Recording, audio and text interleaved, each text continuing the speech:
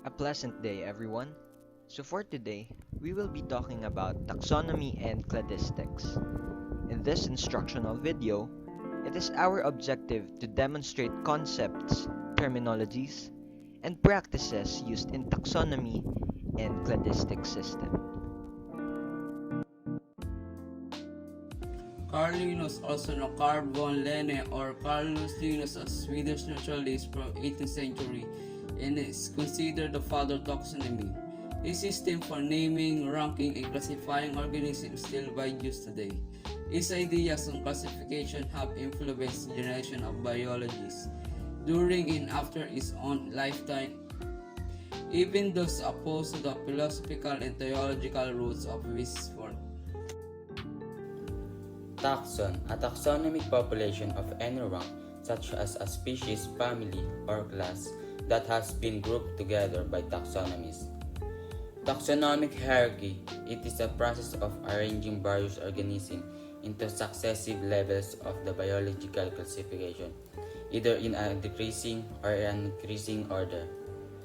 Taxonomic rank is the relative level of a group of organisms, taxon, in a taxonomic hierarchy. Binomial nomenclature rules. Number 1. The entire two parts must be written in italic or underlined when handwritten. Number 2. The genus name is always written first. Number 3. The genus name must be capitalized. Number 4. The specific epithet or species name is never a capitalized. These are the example. Name: humans, horse, zebra, crab. Scientific name: Homo sapiens equus caballo equus parkeli. Synthesis Lamarcky. Abbreviation: Sapiens caballo parkeli Lamarcky. So now, we are going to talk about the characteristics of taxa in relation to the other group. As we already know, taxa is a population of species or organisms that are grouped by taxonomists. These taxa have a relationship with the other groups of species, and they also have distinct characteristics that makes them different among the others. In taxonomy or in the classification system, this taxa follows a certain hierarchy that are usually arranged from either increasing or decreasing order.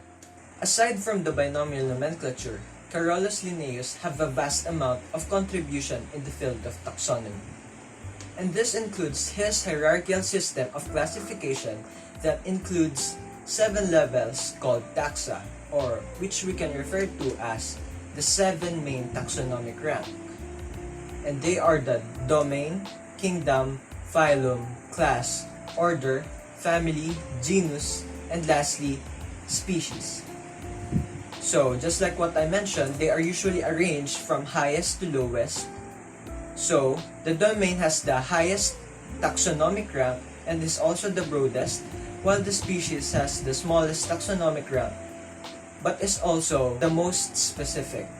So, there is a useful mnemonic in which we can use to remember this arrangement, and it is the "Did King Philip come over from Great Spain?" This mnemonics will help us easily remember the arrangement of the 7 main taxonomic ranks. So now, we all know that domain has the highest taxonomic rank. And there are 3 domains, namely the domain Archaea, domain Bacteria, and the domain Eukarya.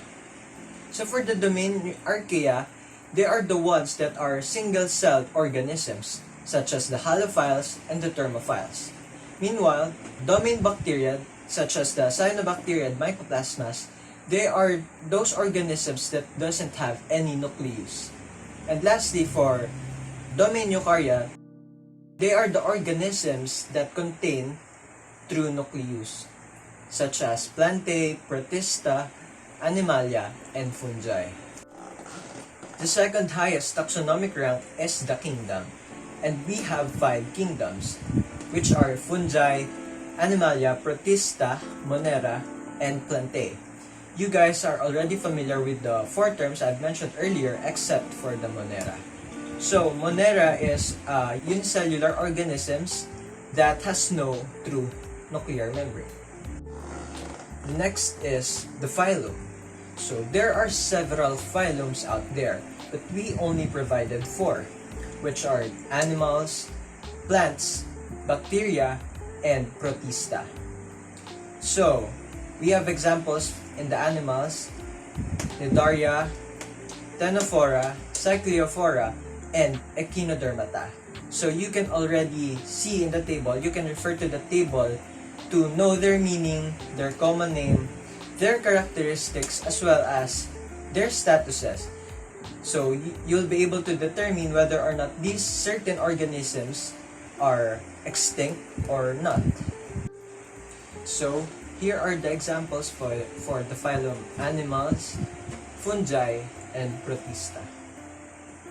Class. So there, as you can see, there are 7 classes, namely the Agnatha or the jawless fish, cartilaginous fish, bony fish, amphibians, reptiles, birds, and mammals.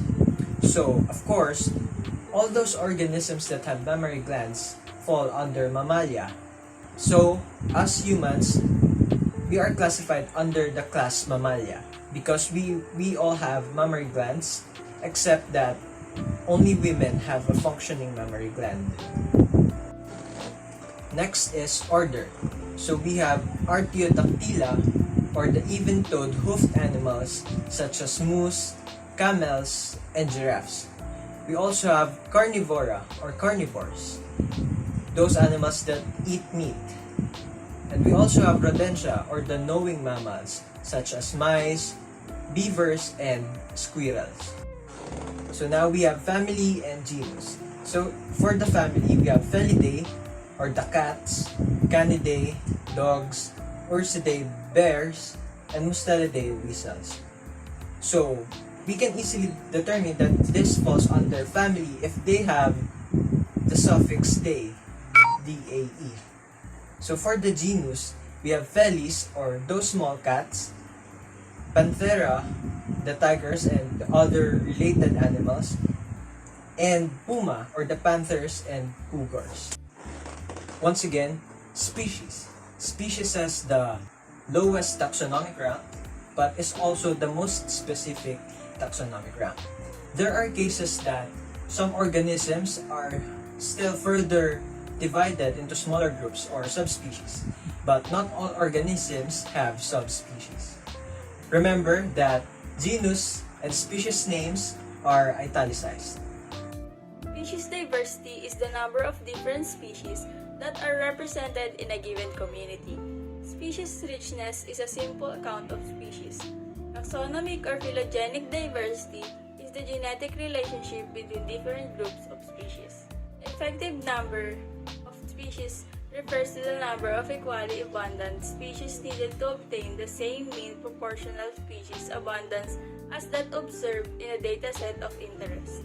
Example: woodland forest comprising 4 to 5 different species of trees, tens of hundreds of fish species, coral and crustaceans found in a specific reef. There are 8 steps in creating a cladistic system that is used in establishing evolutionary history.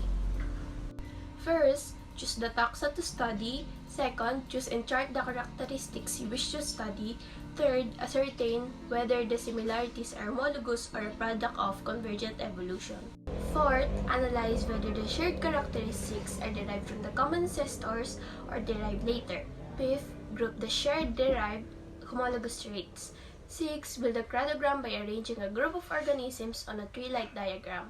7. Use nodes on branches to represent the points where 2 species diverge. And lastly, place the taxa on the endpoint of the branches.